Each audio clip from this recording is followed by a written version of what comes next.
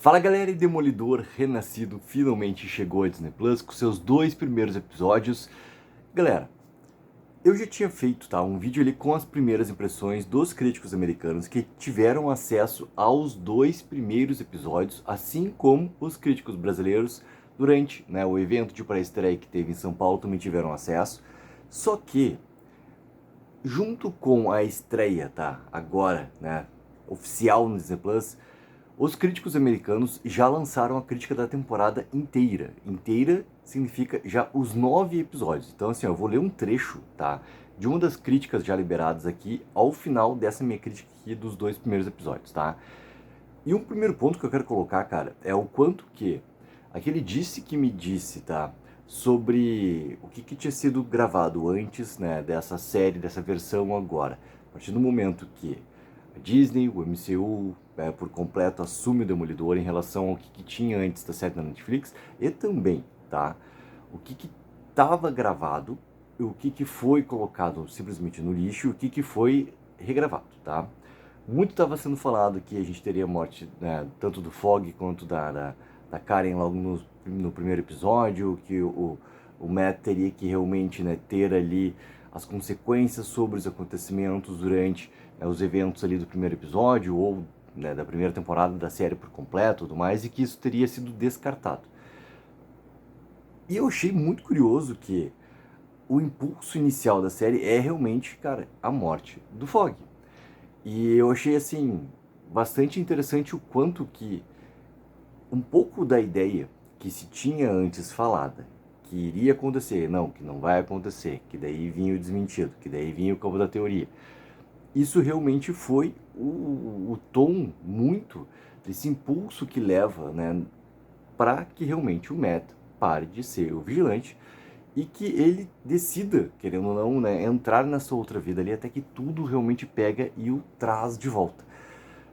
E eu achei assim, muito, mas muito, perdoe já o palavrear, cara, muito foda, a maneira como se encerra o segundo episódio com tudo aquilo que tá preso dentro dele por causa daqueles acontecimentos lá, volta e volta com uma força de raiva, uma violência toda, onde ele tenta fugir, ele tenta realmente deixar aquilo guardado dentro dele até o momento onde simplesmente não tem como mais, e ele pega e coloca pra fora, simplesmente acabando com aqueles 2 policiais daquela forma lá. E eu achei espetacular o segundo episódio, inclusive encerrar com aquele grito dele que estava tão guardado há tanto tempo, para conseguir realmente dar um jeito de simplesmente, cara, expurgar tudo que tinha de dor colocado ali por mais de um ano dentro dele. Eu achei foda, muito foda, tá? Então, assim, esses 2 primeiros episódios, eles estabelecem muito bem já, não só esse restabelecimento de universo, não só colocar para quem vai começar a acompanhar, por exemplo, agora, cara, a série do Demolidor, para que não tenha que... A gente sabe quanto que é complicado qualquer espectador ir atrás de 3 temporadas inteiras, por mais que esteja na Disney Plus agora, mas 3 temporadas que aconteceram, cara, tanto tempo atrás, e que vai assistir todos os episódios para chegar aqui, por mais que seja uma continuação, para chegar aqui nesse momento e fazer essa continuação de história. É muito complicado, cara, o espectador fazer isso. Sempre vai ter o asterisco, tá? Mas não é o asterisco que interessa nesse momento aqui. Para tudo na vida vai ter sempre um asterisco, vai ter sempre alguém que realmente vai atrás e vai assistir todos os episódios, as 3 temporadas por completo, antes de começar aqui o Renascido. Só que eu acho que nesse primeiro momento, eles conseguem estabelecer muito bem esse universo e conseguem, em um diálogo ou outro, ir estabelecendo muitos eventos que aconteceram nas outras temporadas ali. Para que ninguém novo que chegue agora se sinta, cara, fora do que está acontecendo. Então, esse estabelecimento também de universo ele é muito importante porque ele precisa acontecer. Eu até achei que o primeiro episódio iria começar com, cara, um recap. Eles iam dar algum tipo de recap, eles iam colocar pelo menos algo mais claro, da relação entre o Matt e o Wilson Fisk. Algo ali eles iam colocar. Mas não, tudo isso vem nessas linhas de diálogo durante o episódio. Assim como, cara, o primeiro minuto da série, quando a gente tem ele, tanto o Fogg quanto a Karen, quanto o Matt saindo e conversando, até o momento que eles vão... estabelece muito bem muita coisa da relação deles, do que estava acontecendo, da maneira como eles realmente têm as interações, como é que funcionam as relações entre eles ali. Então é um restabelecimento para mim que funciona demais, tá? Eu quero muito saber de vocês também, como é que foi essa sensação para vocês. Depois de tanto tempo, a gente ter, querendo ou não, essa continuação da história acontecendo ali. E esses dois episódios, cara, eles tiveram pontos muito fortes, muito bem feitos, tá?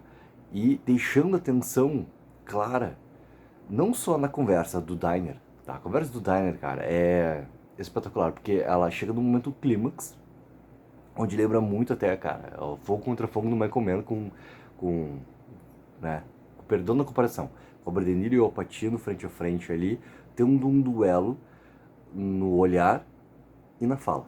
É no olhar e na fala. Com promessas do que pode acontecer caso se cruze a linha, né? Caso o outro cruze a linha. Só que a tensão, ela tá sempre presente. Independente desses momentos de promessas futuras do que pode ou não pode acontecer caso o outro faça tal coisa ou não faça. E essa tensão toda, naquele diálogo por completo, também deixa muito forte, cara. Porque a gente vê que aquelas duas promessas, elas estão acontecendo. O segundo episódio, ele trata de fazer os dois lados irem cruzando a linha pouco a pouco, para que a gente veja mais pra frente, realmente, o reencontro em outra posição desses dois personagens. E eu gosto disso, tá? Eu gosto disso, porque a série precisa defender, né, as suas ideias do que ele quer realmente mostrar de uma maneira que seja bastante coesa.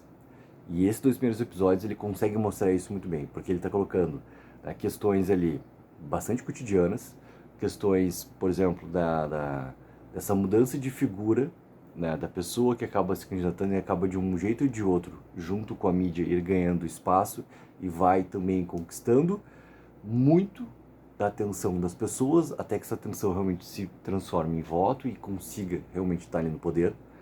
E por outro lado também, a gente vai vendo esses meandros todos da corrupção que tem parcelas, né? Essas parcelas, elas não são iguais, porque a gente tem o que estava acontecendo ali, começando inclusive dos vigilantes, a posição também, né, do que pode acontecer daqui para frente em relação aos vigilantes. Mas voltando para a polícia, cara, eu gosto bastante do que tá tendo de alta corrupção, eu gosto bastante do que tem, né, do conflito entre o comissário e a maneira como o Wilson vai realmente cruzando a sua linha quando ele faz o que faz em relação à foto, em relação à criança. Então são pontos interessantes assim também que a polícia ela tem essa divisão já também entre a corrupção e entre o que é teoricamente o certo, mas que vai precisar se dobrar por causa de todos os meandros. Então eu gosto, cara, de como estabelece isso muito bem.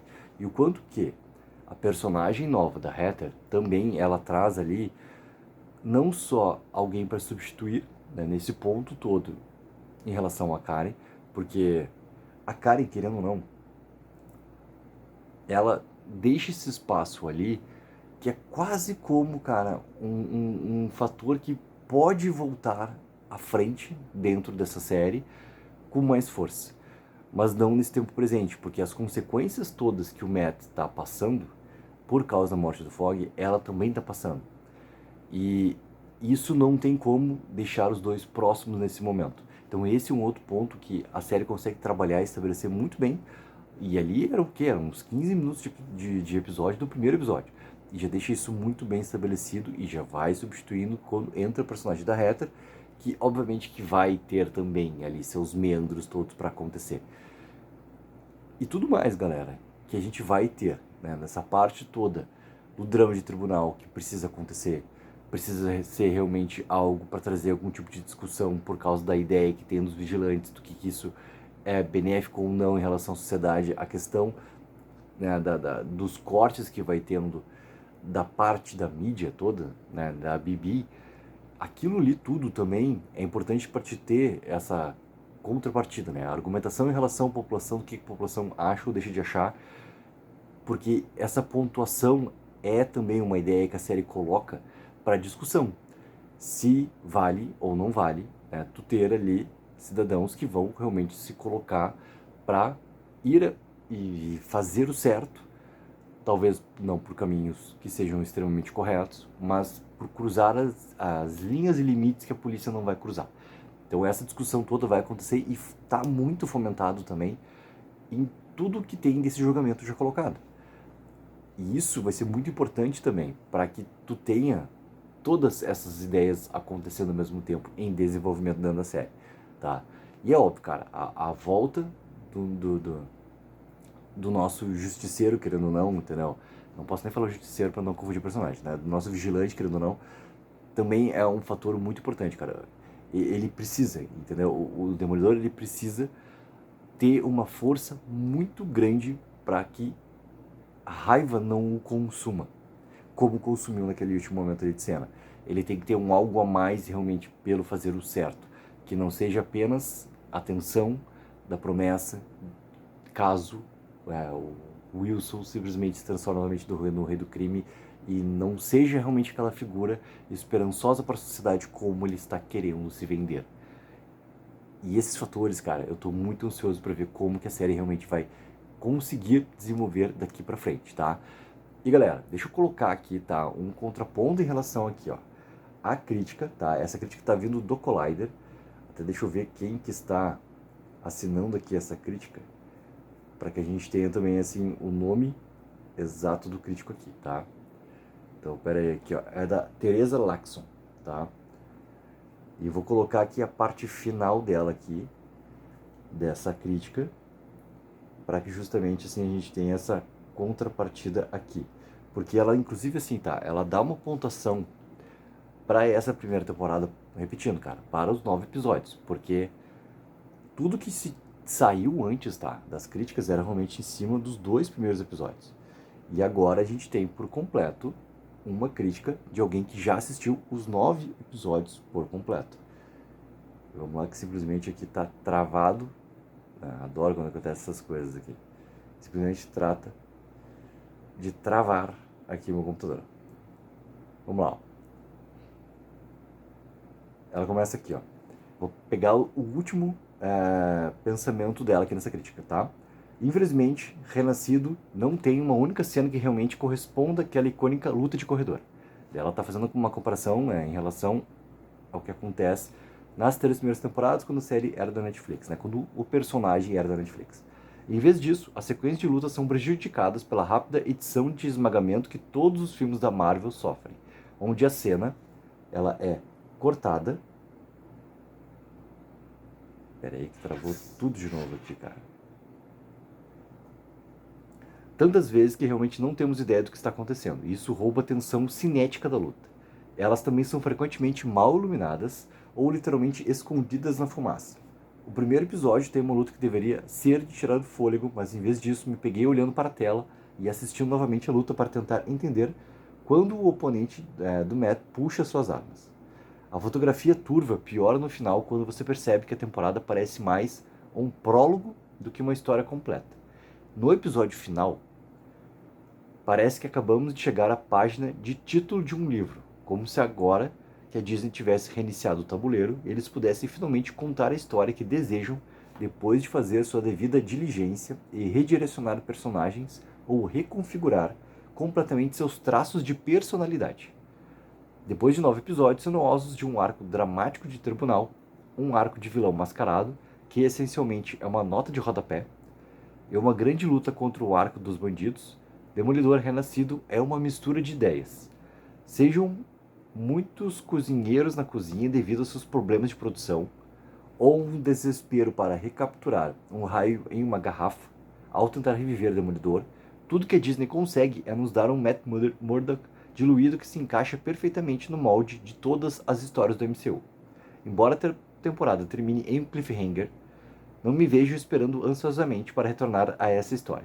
Acho que vou ficar com o Diabo original de Hell's Kitchen, porque realmente não sei mais quem é essa versão do Demolidor. Então, galera, aqui são algumas coisas colocadas nessa última ideia aqui da nossa querida Teresa Laxon, que é uma das críticas do Collider, tá? E aqui, repetindo, cara, é a crítica que ela já faz sobre os 9 episódios completos dessa primeira temporada aqui.